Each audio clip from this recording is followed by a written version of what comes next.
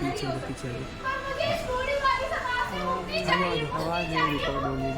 क्या मुझे मुक्ति चाहिए? हाँ मुझे मुक्ति चाहिए। कैसे मुक्ति यार? अगर तुझे समाज का हिस्सा बन के रहना है तो तुझे अपना सर ढककर और झुककर रहना होगा। पर मैं ही क्यों? मुझे भी पढ़ना है, पढ़ लिख कर कुछ काम करना है।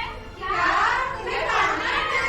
हाँ मुझे काम करना है। हे औरत, ये समाज तुम्हें पढ़ने की अनुमति नहीं देता। अगर तुम पढ़ना चाहती वो भी सिर्फ 8वीं तक।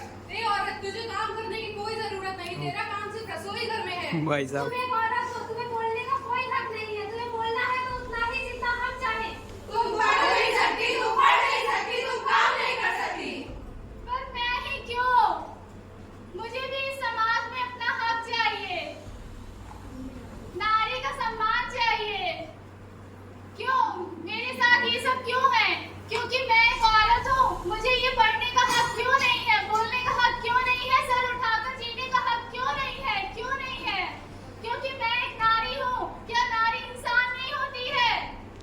मुझे ये हक चाहिए, अधिकार चाहिए, न्याय चाहिए, न्याय चाहिए।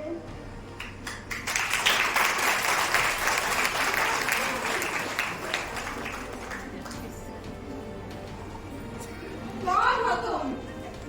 मैं संविधान हूँ। यहाँ क्या कर रही हो? जहाँ जहाँ अन्याय, अत्याचार, भ्रष्टाचार होगा, मैं वहाँ वहाँ खड़ी हूँ। सबसे ऊपर हो। हाँ, मैं परिवार, समाज, धर्म, संस्कृति इन सबसे ऊपर हूँ। उठो नारी। कौन हो तुम? मैं संविधान हूँ और मैं तुम्हें इस सामाजिक कुरीतियों से बचाने आई हूँ। कैसे?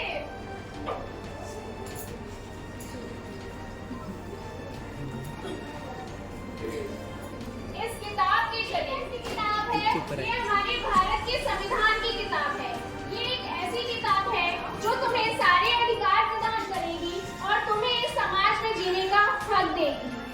भारत के नागरिक होने के रूप में हमारे पास 6 मौलिक अधिकार हैं। समानता का अधिकार, स्वतंत्रता का अधिकार, शोषण के विरुद्ध अधिकार, धर्म की स्वतंत्रता का अधिकार, संस्कृति और शिक्षा संबंधी अधिकार, संवैधानिक उपचारों का अधिकार। हमारे देश का संविधान इतनी ताकत रखता है कि ऐसे अनेक सामाजिक कुरीतियों को पिछाड़ सकता है। बस जरूरत है कि हमें अपने अधिकार, हमें अपने कर्तव्यों के बारे में जानकारी होनी चाहिए।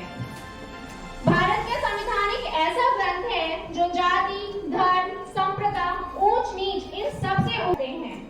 मेरा आप सबसे विनम्र निवेदन है कि आप अपनी अपनी जगह पर खड़े होकर देश की प्रस्तावना को दोहराएं। भारत को एक संपूर्ण प्रभुत्व संपन्न समाजवादी पंथनिरपेक्ष लोकतांत्रिक गणराज्य बनाने के लिए तथा उसके समस्त नागरिकों को